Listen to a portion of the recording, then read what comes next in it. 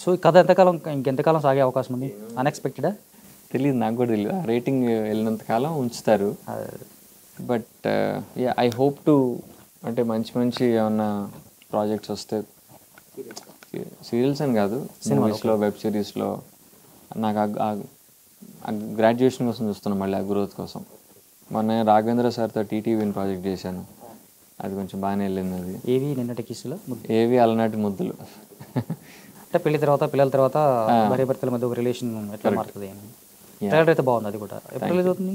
అయిపోయింది, మొన్న సండే అయిపోయింది. ఎవ్రీ సండే వస్తుంది అనమాట ఒక ఎపిసోడ్. రాఘవేంద్రరావు గారితో మీరు ఆ రోజు అసోసియేట్ మీటింగ్ ఉన్నారు మీరు యాక్చువల్గా. ఆయన ఉన్న మీతో మాట్లాడారా పర్సనల్గా? ఉన్న మీ వర్క్ చూశానని. అంటే రాఘవేంద్ర గారు చాలా అబ్జర్వ్ చేస్తుంటారు. అవును, ఖాళీగా ఉన్నారు. ఆయన వర్క్ అయితే చూడలేదు, కానీ అబ్బాయి బాగున్నాడు తీసుకుందామని అన్నారు ఆయన. Director helped కాస్టింగ్లో. డైరెక్టర్ రామ్కి అని చెప్పి తను పుష్ చేశాడు నా కెరీర్. ఆయన 1-2 సార్లు కలిసా, ఏమో 2-3 సార్లు కలిసి ఉంటాను. చేసేటి ఓకే దిస్ ఫెలో సూట్స్. కొంచెం నాకు సార్ చైతన్య పోలీలు కనిపించేటప్పుడు ఆయన ఓకే నా వర్క్ ఒక రీల్ చూశారు, ఒక రీల్ చూసి సెలెక్ట్ చేశారు. రీల్ రాఘవేంద్ర సీనియర్ అంటే ఆ డైరెక్టర్ ఫోన్లో చూపించాడు ఆ రీల్, చూసి బాగున్నాడు అబ్బాయి తీసేసుకున్నాడు ఆయన. యా, అండ్ నాది శ్రీ సత్య రీల్ చూసాడు ఓకే చూసి అలా కాస్టింగ్ అయిపోయింది.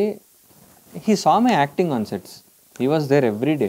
అవునవును, అదే అంటారు చాలా మంది. ఆయన ఏదో సినిమాలు చేయట్లేదు అనుకుంటారు, కానీ సినిమాకి సంబంధించి నిరంతరం ఏదో పనిలో ఉంటాడు. He was there every day, he had amazing memory. నేను చాలా సర్ప్రైజ్ అయ్యా, చాలా మంచి మెమరీ ఉండింది ఆయన. కొత్త వాళ్ళు ఏదైనా సినిమా చేసినా దానికి ఆయన బ్లాగ్స్ కూడా చెప్తారు వచ్చి ఇలా. పాప ఆయన ఫిజికల్ ఎనర్జీ కొంచెం తక్కువే, ఆయన అలానే నడుచుకుంటూ వచ్చి డిఓపికి చెప్తాడు ఇక్కడ పెట్టుకో బ్లాగ్, ఇక్కడ నుంచి ఇది బాగుంది ఇలా చెప్తాడు ఆయన. అలా వచ్చి సూపర్ మార్కెట్లో కానీ ఏదైనా లొకేషన్లు చూస్తాడు ఆయన బ్లాగ్స్ ఎక్కడ బాగున్నాయని చెప్పి. So he still does that. And I had amazing experience with him. 1-2 సీన్స్లో నేను పొగిడారు ఆయన acting. I had a very long dialogue అనమాట. టైం అయిపోతుంది, లొకేషన్ నుంచి వెళ్ళిపోవాలి, నేను ఆ అమ్మాయికి ప్రపోజ్ చేయాలి, చాలా పెద్ద సీన్ అది. ఐ మీన్ పెద్ద dialogue, monologue type. I just had 1 or 2 shots. 2 shotsలో నేను ఫినిష్ చేసా. అండ్ ఇట్స్ లైక్ బాయ్ వేసే అర్జున్ అంటాడు ఆయన. చెప్పగలరా డైలాగ్ ఒకసారి? చాలా పెద్దది, గుర్తున్నంత వరకు.